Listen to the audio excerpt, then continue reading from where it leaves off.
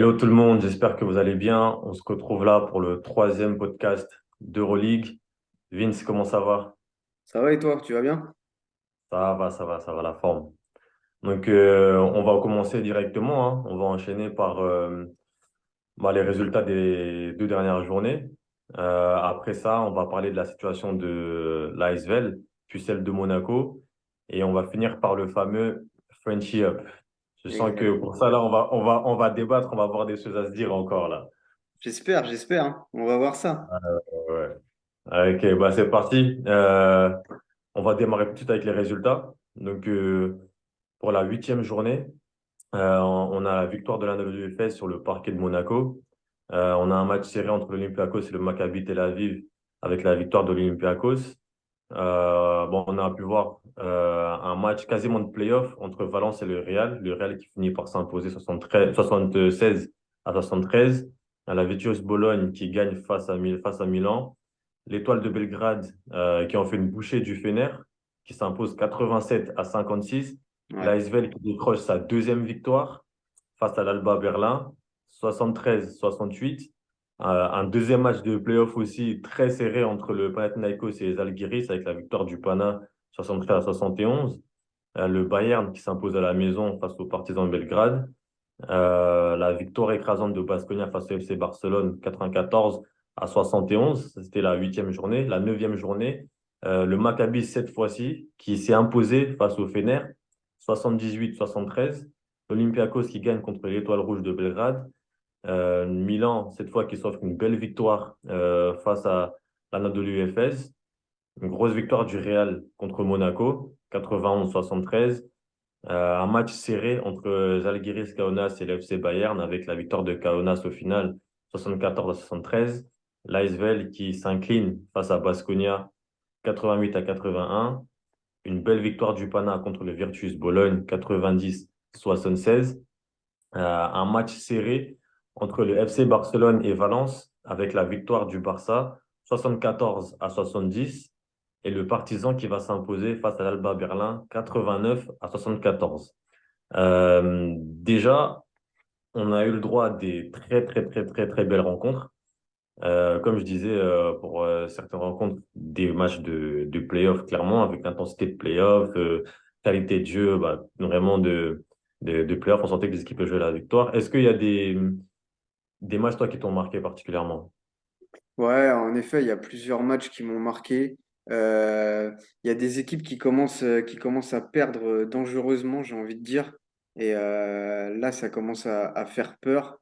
Il y a notamment Monaco, hein, qui perd deux matchs cette semaine. Ouais. C'est quand même assez marquant. Valence qui fait pas non plus une bonne semaine. Donc il y a pas mal de choses à retenir. Après, au niveau du classement, on voit que ça reste très dense, hein, de la quatrième, cinquième place jusqu'à la 13e place. Mhm. On a des équipes donc, dans des dynamiques différentes. Par exemple, le Pana qui s'en sort finalement très bien avec ses deux journées de championnat en une semaine. Et à l'inverse, comme vous pouvez le voir, donc Valence, ça devient rapidement plus compliqué. Mais bon, toutes les équipes espagnoles, on le voit, elles ont toujours un bilan positif. Euh, et voilà, on verra plus clair dans quelques semaines qui seront vraiment les poursuivants du Real Madrid, je pense. Ouais, c'est ça. C'est ça, parce que le Real, ils sont en train ils continuent de ce qu'on peut même dire dominer un peu à ce stade-là par rapport à ce qu'ils nous proposent depuis le début.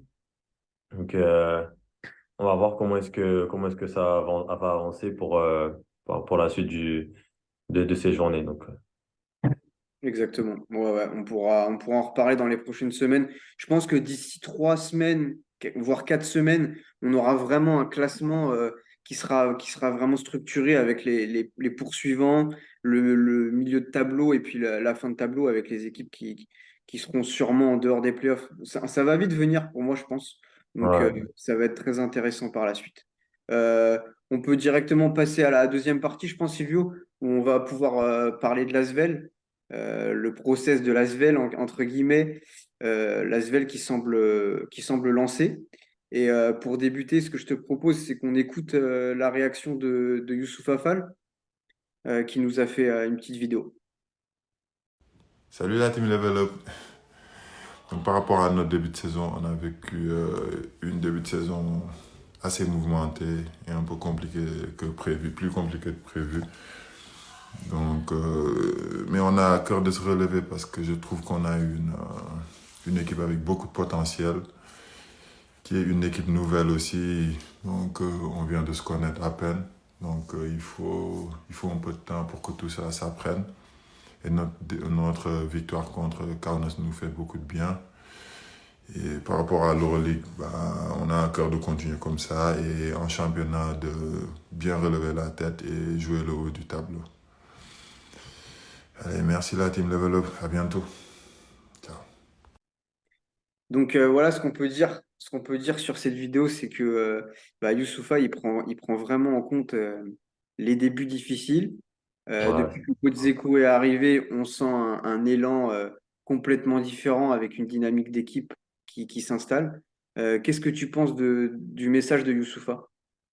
bah, moi, j'ai envie de rebondir sur, sur ce qu'il dit, c'est que c'est vrai que c'est un début difficile, mouvementé, mais on a quand même là une équipe avec un très beau potentiel.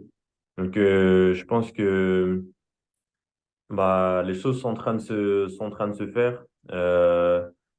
Sur l'aspect tactique, je pense que Poudeko va amener des nouvelles choses. Cette équipe avait besoin.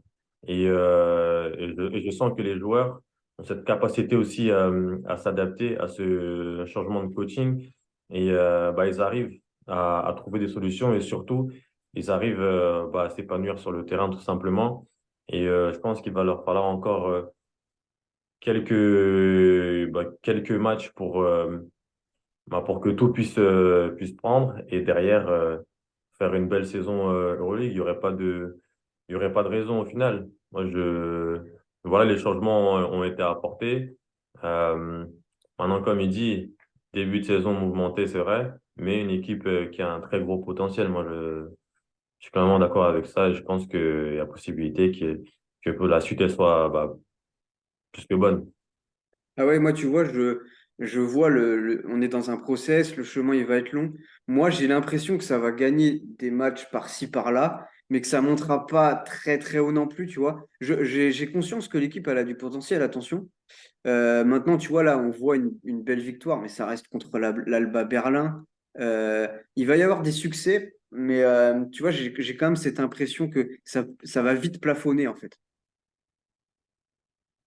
Ouais, bah après, c'est vrai que je pense que c'est un peu ce que tout le monde pense actuellement, dû au fait qu'ils aient mal commencé.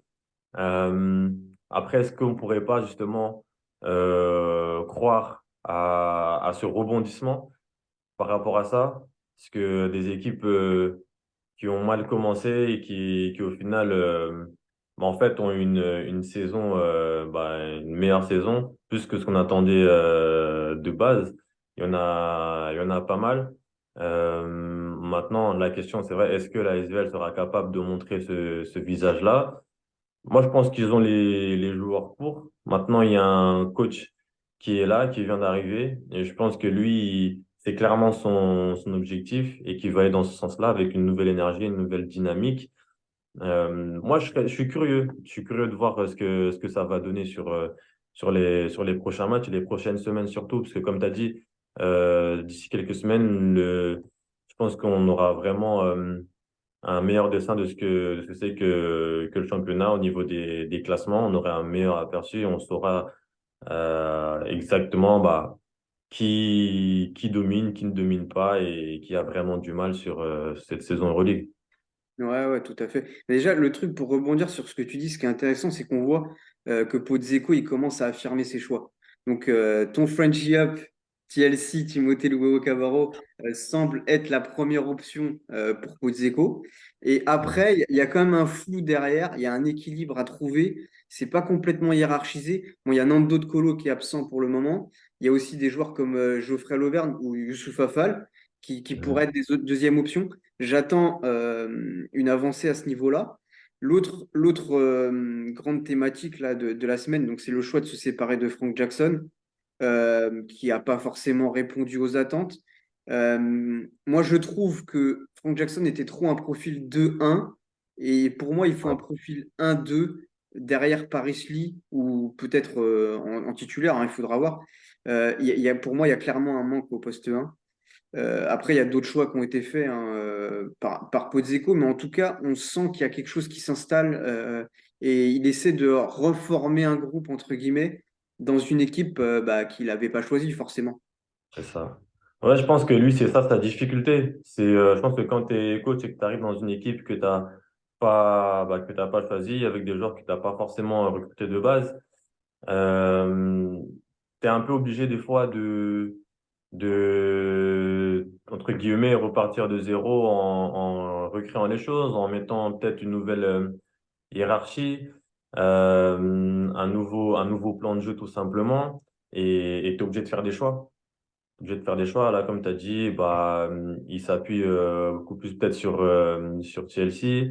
Ouais. Il met de côté Frank Jackson. Je pense qu'il essaie d'apporter des nouvelles choses. Et après, on ne sait pas. Hein. Peut-être que par rapport à la suite, comme tu dis, il y a peut-être un poste 1-2 qui va venir compléter cet effectif. Ou on va voir comment est-ce qu'il va se débrouiller par rapport à ça. Mais c'est vrai que ouais, je pense aussi que l'ASV aurait peut-être besoin d'un poste 1-2 pour pouvoir épauler Paris et derrière, même sur le retour de Nando, qu'on puisse le voir peut-être un peu plus sur le poste 2 se décharger un tout petit peu plus de la main, être un peu plus dans la création, dans le scoring.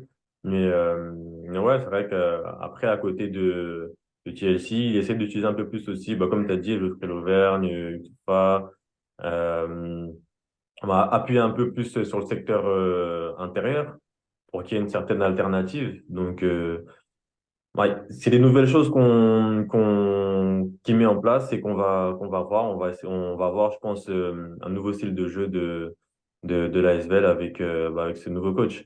Ouais, c'est ça complètement. Et puis, comme tu le disais, c'était pas, on en a parlé, c'était pas ses choix. Là, s'il y a un nouveau profil poste 1-2 qu'on peut imaginer, ça sera son choix, ça sera son joueur. Et donc là, il Exactement. va pouvoir encore plus s'affirmer. Et on sait l'importance d'un poste 1 pour un coach. Donc, ça va être très important. Ce que je te propose, c'est que du coup, on a fait l'ASVEL. Passons à l'autre représentant français, Monaco. Il y a pas mal de choses à dire. On peut se poser la question, Monaco, est-ce que c'est vraiment une équipe équilibrée pour aller au bout, l'équipe qui était au Final Four l'année dernière? Ce que je te propose, c'est que je vais introduire un peu mes idées, et puis après, tu vas me dire ce que tu en penses, parce que moi, il y a vraiment plein de points qui me posent problème à Monaco en ce moment. Ok. Euh, je vais commencer mon propos en parlant de l'équipe, puis des joueurs, et puis le coach, hein. Ça va faire un lien entre tout ça. Pour Ouais. moi, l'équipe sur le papier, elle est plus forte que l'année dernière. Elle est plus armée, mais pour autant, elle n'a pas la même force collective. Euh, donc, l'équipe, pour l'instant, elle a l'équilibre. Elle a 5 victoires, 4 défaites, mais ça cache quelque chose parce que Mike James, il a été exceptionnel sur le début de saison. Et là, on l'a Mhm. vu cette semaine, il a eu un niveau tout juste satisfaisant. Et Monaco, c'est 0 victoire, 2 défaites sur la semaine. Euh, Après, au niveau des joueurs, je mets de côté Mam Jaité, il joue 5 minutes de moyenne avec 2 points. Kemba Walker, 10 minutes, 3 points de moyenne, qui sont déjà pour moi, je me mouille, mais des erreurs de casting à Monaco. L'autre problème, c'est les autres recrues qui pour moi sont pas intégrées par Sasa Obradovic. On peut parler de Terry Tarpey qui joue 7 minutes, Peter Corneli qui joue que 11 minutes et franchement, c'est notre gars Peter, mais sur les minutes qu'il a, il est bon. La sous-utilisation en minutes de Donta Hall, 14 minutes, alors qu'il a toujours des bonnes minutes. Et Mhm. Yakuba Ouattara, 13 minutes, alors que c'est le capitaine, il est exemplaire. Je ne comprends pas. En plus, j'attends plus d'Elio Kobo cette année. Pour moi, il est un peu en dessous. J'attends plus de Jaron Blossom Game. J'ai vraiment l'impression que Sasa Obradovic souhaitait pas certaines recrues et il les intègre pas vraiment à l'équipe. Bon, pour Kemba Walker, c'est différent puisque j'imagine que c'est pas un choix d'Obradovic, c'est un choix de la direction. Tu vois, c'est un truc que tu peux Ouais, faire, ouais. tu sautes dessus. Qu'est-ce que tu penses de tout ça? Moi, j'ai l'impression que c'est trop bordélique là, cette année, ça fonctionne pas. Après, ça va peut-être venir, hein, et je me tromperai et je le dirai, mais pour l'instant, c'est l'analyse que j'en fais. Qu'est-ce que tu en penses? Ouais, bah, pour rebondir sur ce que tu dis, euh, meilleure équipe sur le papier que l'année précédente. Mais comme tu as dit, pour autant, collectivement, c'est pas trop ça. Moi, je pense que il a du mal à intégrer certains joueurs. Ou, enfin, c'est pas, je pense, mais la question que je me pose plutôt, c'est est-ce que c'est lui qui a du mal à intégrer certains joueurs ou est-ce que certains joueurs qui ont du mal à s'intégrer justement dans le style de jeu que Monaco propose ou dans le fonctionnement ou dans le système que Monaco propose. Tu l'as évoqué, hein, des joueurs qui sont très peu utilisés, voire sous-utilisés par rapport à ce qu'ils peuvent te proposer sur le terrain, par rapport aux qualités qu'ils peuvent apporter à cette équipe-là. Et c'est des joueurs qui peuvent être des gros dangers aussi. Attention, faut pas le négliger, hein. Euh, Maintenant, quels sont ses choix? Est-ce qu'il compte s'appuyer uniquement bah, sur les joueurs qu'il a lui en tête ou est-ce que il compte faire des ajustements? Ça on ne sait pas. Tu as parlé de Mike James. Euh, voilà, on attendait plus de lui sur cette semaine. Bon, deux défaites de Monaco. Est-ce que c'est dû à ça? À la Oui. dépendance, Mac James, tu vois. Moi, je reproche pas à Mac James de faire une semaine je sais pas, il doit être à 13 points de moyenne. Ça va arriver. Mais en fait, il a trop tout sur ses épaules parce que les Ouais, autres, pour moi, ne sont pas encore au niveau. c'est ça, mais c'est exactement ça. C'est là où je voulais en venir, c'est que euh, on va pas remettre la faute sur lui ou quoi, mais je pense qu'il a énormément ses épaules. Et à mon avis, les responsabilités doivent être réparties plus que ça. Ou alors, soit elles sont réparties, mais les joueurs ont juste du mal à les prendre ou du mal à se trouver, ou alors tout simplement, bah, tout est misé sur lui. Et malheureusement, il suffit juste qu'il fasse une semaine un peu moins bonne que les semaines précédentes. Et là, bah, il y a plus rien. Et je pense que ça, sur du long terme, ça va forcément être problématique. C'est un très, très gros joueur, hein, on le sait. Mais il y a des très, très bons joueurs aussi autour. Et je pense que là, à Monaco, il faudrait qu'il soit capable vraiment de pouvoir se retrouver tous ensemble. Il y a des joueurs qui peuvent aussi prendre leurs responsabilités. Il y a des joueurs qui doivent avoir aussi des responsabilités. Et en fait, c'est un juste milieu à avoir. Tu sais que forcément, Mike James, voilà, ça va être celui qui va avoir la balle dans les moments clutch. Quand il faudra tuer le match, c'est lui qu'on va appeler. Mais en fait, la question, c'est comment est-ce que ça va fonctionner tout au long du match, tu vois? Est-ce qu'on va encore le solliciter du début jusqu'à la fin? Est-ce qu'il n'y a peut-être pas d'autres joueurs sur qui on devrait s'appuyer à certains moments? Peut-être pour que lui aussi il puisse souffler un peu. Peut-être pour que d'autres joueurs aussi puissent bah, apporter leur pierre à l'édifice, tu vois. Je pense que tout ça doit être mis en place. Peut-être que c'est en train d'être mis en place, mais pour qu'il puisse avoir une belle suite de la saison là, il faudrait que ça prenne quand même assez rapidement.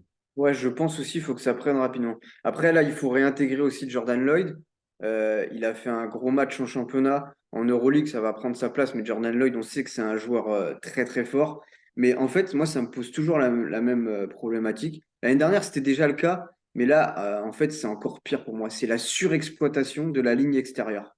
Que ce soit en termes de minutes ou en termes de répartition de shoot. Enfin, je l'ai dit tout à l'heure, les minutes là, de la ligne intérieure, enfin du front de courte en général, c'est complètement fou.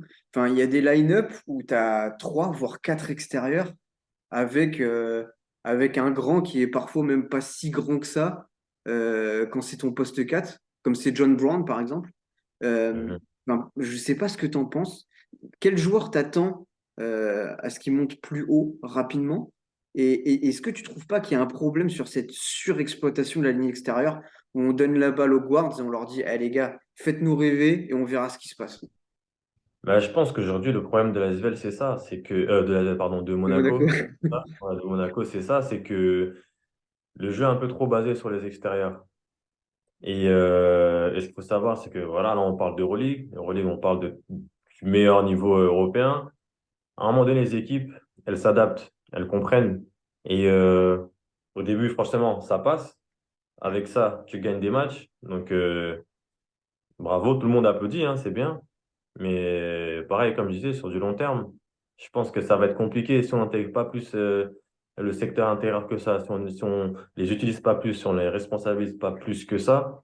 Je pense que Monaco, là, risque d'avoir vraiment du mal. Et puis pareil, à un moment donné, je pense que ça risque de briser aussi un collectif, tu vois, parce que, comme on dit toujours, faut qu'on arrive à alterner le jeu intérieur-extérieur.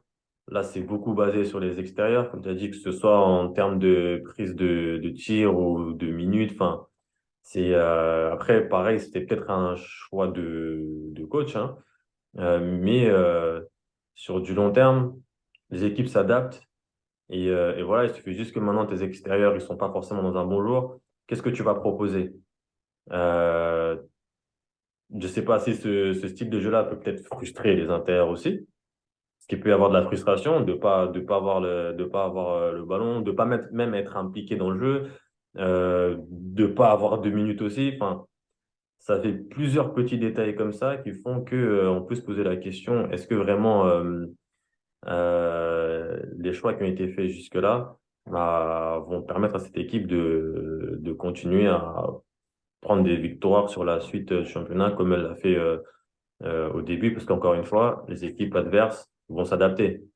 Et quand elles vont s'adapter, qu'est-ce que Monaco aura à proposer? C'est ça la question. Ouais, exactement. Mais moi, tu sais, je vais aller très loin, mais tu sais comment je suis, j'aime bien faire des paris, mais j'analyse ce qui se passe et on peut terminer sur ce sujet-là à propos de Monaco. On l'a vu cet été, Obradovic était menacé, il y a eu des rumeurs Scariolo. Moi, je pense qu'on est sur la fin de l'ère Obradovic. Je pense il faut respecter ce qu'il a fait. Il a amené l'équipe au final fort, mais j'ai l'impression qu'il a plus rien à donner à cette équipe. Euh, la défaite contre le Real Madrid, en fait, on pouvait s'y attendre, mais la manière, elle est vraiment pas belle. Et j'ai l'impression qu'il y a un joueur comme Alpha Diallo, par exemple, qui est excellent depuis le début de saison. J'ai l'impression qu'à un moment dans le match, il a renoncé. Vincent Poirier a fait 5 contre. Je pense qu'il en a fait 3 ou 4 sur Alpha Diallo, qui continue à rentrer dedans. Enfin, je prends un exemple, hein, j'adore Alpha Diallo. Mais j'ai l'impression que là, on arrive à la fin. Et je vais même aller plus loin. Je suis pas sûr qu'Obradovic il termine l'année 2023, tu vois. Ouais, ouais, ouais. Je pense que c'est peut-être quelque chose qui, comme tu as dit, pendant cet été, c'est sûrement un sujet qui a dû peser dans cette équipe-là, pour cette équipe-là en tout cas. Maintenant, pour la suite, là, c'est vrai que, comme de toute façon, t'aimes bien aller un peu loin dans le débat, mais ouais, j'ai l'impression qu'ils ont du mal un peu. Que ce soit, j'ai l'impression qu'entre joueurs, coach, ils ont du mal sur certains choix. Il y a peut-être, il commence à être un peu limité par rapport à ce qu'on attendait de lui ou ce qu'il pouvait proposer par rapport à ce qu'on voyait Je crois, ouais. l'année dernière. Comme je disais, hein, sur du long terme, euh, qu'est-ce que ça va donner? Ouais, ouais. Après, tu Qu'est-ce que vois, ça va j'étais donner, très tu vois? content qu'il reste à Monaco parce que il faut récompenser un coach qui va avec une équipe comme Monaco au final fort. Tu vois, il a aidé l'équipe. Donc j'étais très content. Mais là, dans le jeu, dans l'état d'esprit, dans ce qu'il a proposé et dans ses choix, je comprends pas ses choix. Tu vois, je les ai énoncés au début, les minutes, Ouais, la ouais. répartition. J'ai l'impression que là, il y a un problème. Ouais, non, non, t'as fait, c'est une bonne remarque. Maintenant, reste à voir moi, je suis curieux de voir les prochaines journées là, ce que ça va donner, ce qu'il aura à proposer. Quel changement il va effectuer? Parce que là, on sort quand même d'une semaine à 2 défaites. Ouais. Tu vois, que ce soit sur les choix tactiques comme sur le style de jeu de Monaco, est-ce qu'ils vont peut-être un peu plus s'appuyer sur d'autres joueurs que sur les joueurs sur lesquels ils s'appuient maintenant? répartir les responsabilités? Est-ce que le secteur intérieur sera beaucoup plus utilisé et beaucoup plus impactant? Moi, j'ai hâte de voir ce qu'il va apporter comme changement, s'il en apporte sur les prochaines journées. Moi, j'ai pas l'impression de ça, Silvio. Tu sais pourquoi? Contre le Real Madrid, quand à la fin du troisième quart-temps, tu es à -30, il met ses titulaires dès le début de quatrième quart-temps et ils vont pas sortir, en fait. Moi, j'ai la sensation qu'il y a des gars sur qui il compte pas en Euroleague et à qui il donnera des minutes quand Betclic Elite. Je pense à des gars comme Mam Jaité, je pense à des gars comme Terry Tarpey ou même Peter Corneli. Et j'ai l'impression qu'il n'a pas ce recul. Il veut assumer ses choix coûte que coûte. Et tu vois, je pense pas qu'il aura cette réaction-là dans les prochaines semaines d'Euroleague. Je l'espère pour lui, pour Monaco, mais je pense pas. Ouais, bah, ouais, ce serait bien qu'il y ait du changement. Après, tu sais, hein, c'est le haut niveau. Les coachs, quand ils prennent une décision, c'est comme ça et pas autrement. Et ça passe ou ça casse. Mais il y en a qui préfèrent mourir avec leur décision. Donc, C'est clair, on en voit beaucoup, ouais. c'est un peu une problématique qui se pose dans différentes équipes. Et là, ça a l'impression d'être un peu la situation de Monaco à l'heure actuelle. Ouais, clairement. Bon, bah, ce que je te propose, là, on a été assez long sur Monaco. Au moins, on a pu développer. C'était intéressant, je pense. Je te laisse introduire la section Frenchy Up et puis nous proposer ton joueur. Ok, bah c'est parti pour la section Friendship. Donc, comme vous le savez, hein, on choisit à chaque fois notre Frenchie. Tu veux commencer ou je commence? Allez, je te laisse la main cette semaine. Moi, il n'y a pas de surprise. Moi, il n'y a pas de surprise. Tu sais déjà, peu importe ce qu'on dit, tu sais déjà, c'est Djibouti. Ça bouge pas. Djibouti, ça bouge pas, ça bouge pas.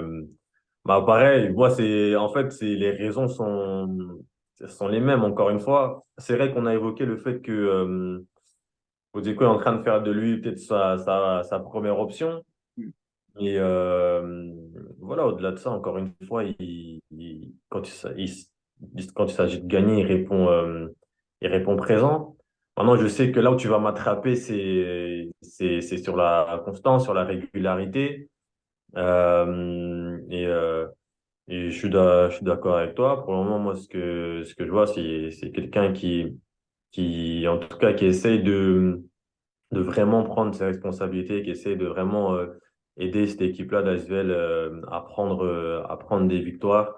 Et pareil, là, ça fait deux victoires à l'heure actuelle. Les deux victoires, il est là, il est présent. Bon, pareil, je vais pas dire que les victoires dépendent de lui parce que ça fait deux victoires et deux gros matchs qui sortent. Mais ce que je vois, c'est que je pense ouais, il apporte une dynamique différente de par son profil et aussi la manière de comment il est utilisé. Et je pense que l'ASVEL a besoin de ça aussi, tu vois, un gars qui va être là et qui va être capable de répondre présent quand il s'agit de gagner. Après, je ne dis pas que les autres ne répondent pas présent, non, chacun le fait de différentes manières. Mais, euh, mais ouais, actuellement, moi, enfin, j'allais dire surpris, mais non, je suis content de ce qu'il montre. Et pareil, comme j'ai dit la dernière fois, euh, bah, j'ai hâte, en fait, que ça puisse vraiment continuer comme ça et qu'il continue d'être constant sur ce qu'il fait, tout simplement. Ok. Bah après, je veux pas qu'on croie que toi, tu fais partie du fan club de Chelsea et que moi, je suis un haters de Chelsea parce que ni l'un ni l'autre n'est vrai, hein. Euh, après, j'espère que tu regardes pas que Timothée ou Cabarro parmi les Français. Mais non, mais franchement, Non, il y a d'autres, euh, oui, oui. c'est pas mal ce qu'il a fait, bah, notamment dans la victoire contre l'Alba Berlin. Et on voit que quand il élève son niveau de jeu, l'équipe est pas du tout la même. Euh, Maintenant, pour moi, c'est toujours pas mon Frenchy Up, parce que comme tu l'as dit toi-même, en fait, en termes de régularité, on a une victoire contre l'Alba Berlin, mais derrière, on a une défaite contre Vitoria. Le match, il y a des passages de l'Asvel qui sont vraiment très, très moches, mais par moment, il y a du mieux. Donc voilà. Mais après, moi, c'est plus que voilà, sur le dernier match d'Euroleague, il est à 3 sur 11 au tir. Et donc, comme tu le disais, j'attends plus de lui en termes de régularité, tout simplement. Ouais. Je suis patient. Je pense qu'à terme, il va être clairement et on va pouvoir l'identifier comme le franchise player, entre guillemets. Mais Mhm. ça prend du temps et c'est normal. Ouais, ouais, exactement. Après, bah, moi, du coup, je peux te proposer mon nom. Ouais, ouais, vas-y, je pense, ouais, vas-y. Alors, je sais que donc Frizik est pas là, hein, malheureusement aujourd'hui. Il avait choisi Rodrigue Bobois qui le méritait. Et moi, du coup, j'ai choisi Mustapha Fall cette semaine. Donc, Mhm. pour la simple bonne raison que l'Olympiakos est invaincu sur la semaine. Et des vraies victoires, hein, puisqu'ils ont battu le Maccabi Tel Aviv et l'Étoile Rouge de Belgrade. Donc, sur la journée 8, il fait 10 points, 6 rebonds, 4 passes. Et sur la journée 9, 14 points, 14 rebonds, 3 passes. Donc des grosses perfs.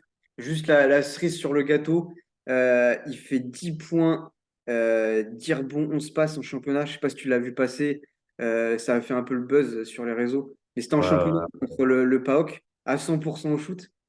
Et d'ailleurs, j'ai un petit truc à te demander. Est-ce que tu sais combien de shoots a raté Mustapha Fall en championnat grec depuis le début de saison, à ton avis?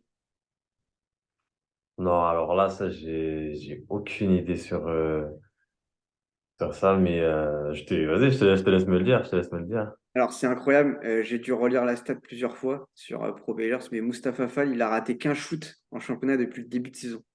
Il est actuellement à 95% au shoot. Je crois qu'il a pris 20 shoots en tout, parce qu'ils n'ont eu que 5 matchs. Il est à 19 sur Ouais. 20 au tir. Waouh, waouh, waouh, Encore une waouh, fois, c'est la waouh. cerise sur le gâteau. Je parle du championnat, mais il a quand même fait Ouais. une super saison en Euroleague. Qu'est-ce que tu penses, toi, de Mustapha Fall sur le début de saison? On voit que quand l'Olympiakos gagne, il y est clairement pour quelque chose. Ah oui, clairement, moi, je pense que c'est un gros danger dans cette équipe-là. C'est un joueur, je trouve il est très bien utilisé de par son coach comme les coéquipiers. Et puis il apporte énormément et il est surtout très efficace. Bon là tu m'as parlé du championnat où il a 19 sur 20, mais au-delà de ça, quand tu regardes tout ce qu'il propose sur les matchs Euroleague, bah en fait il arrive et puis il est efficace surtout en fait, tu vois. Défensivement, il va aider parce que bah, de par son envergure, sa taille, ça va être dur d'attaquer contre ce mec-là quand tu sais qu'il est en net, quand tu sais qu'il est sur défense sur des pics. Tu sais que tu vas devoir réfléchir deux fois avant de prendre une décision. Ouais. Euh, Offensivement, bah, tu peux le retrouver sur des high-low, tu peux le trouver sur des rolls, tu peux le trouver sur pas mal de choses. Et voilà, il bouge bien dans les espaces. Ce que j'aime bien avec lui, c'est que il peut être un danger avec ou sans le ballon et des deux côtés du terrain, en fait. Et je pense que ça, c'est vraiment un gros plus pour cette équipe de l'Olympiakos. Et comme je disais, il l'utilise très très bien au final. Le coach comme les joueurs l'utilisent très très bien. Et puis lui, bah, il fait son job. Il fait son job et ça marche très bien. Ouais, puis en plus, tu as vu, c'est clairement pas un trou noir quand il a le ballon. On voit des pivots comme ça. Là, tu vois, Ouais, quand le mec, il fait 8 passes décisives en Euroleague et dans la même semaine, il fait 11 passes décisives en championnat contre une équipe comme le PAOK, et ça veut dire qu'il a une super lecture de jeu pour un pivot. Mais ça, c'est pas une bien sûr. surprise. Mais les stats prouvent que peut-être quel joueur il est, tout simplement. Ah oui, bah, il joue proprement, tout simplement, hein. Pour pouvoir, il joue proprement, il force pas les choses. Quand il faut ressortir, il ressort. Quand il doit terminer, il termine. Bah, c'est comme ça qu'il finit par faire toutes ces passes décisives-là. Souvent, quand on voit un intérieur faire ça, on se dit waouh, mais au final, non, c'est pas waouh, c'est juste un joueur qui utilise sa tête et qui joue intelligemment. Et quand tu joues intelligemment, bah, ça marche. Non, clairement. Non, bon, bah, on a nos deux Frenchie Up. Comme on espère que les gens vont réagir comme la semaine dernière, on attend que ça. Et puis bah on vous remercie vraiment de nous écouter. Merci à toi, Silvio, pour tous ces débats. Et puis, Fournier viendra très vite. On le laisse s'installer à Cergy, puisqu'il est de retour là-bas. Et Bon, puis, bah, Silvio, je te dis à très vite. ça marche. À On bientôt, mon reprend ça gars. bientôt. Yes, Yes, ciao, ciao. ciao.